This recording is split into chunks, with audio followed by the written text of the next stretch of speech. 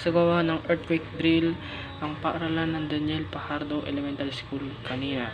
Naglabasan ang mga estudyante mula grade 6, grade 3, grade 1 at kinder ng pang-umaga at mga teacher. Sinabi at nagsalita ang Daniel na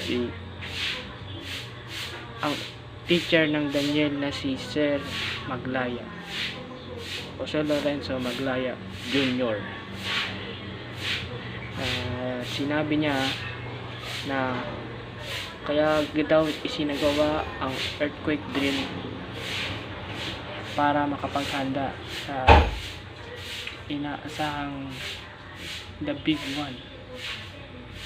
Sinabi din niya ang iba pang mga kailangan gawin sa the big one. Sinabi niya na kailangan mag-duck, cover, and haul ang mga estudyante, hindi lang sa mga estudyante pati sa mga tao. Kanina tinuruan din niyang anong gagawin na kapag lumindol.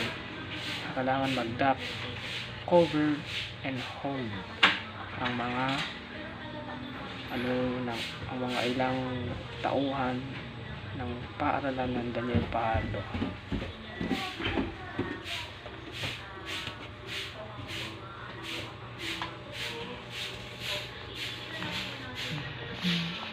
At sa iba pang balita,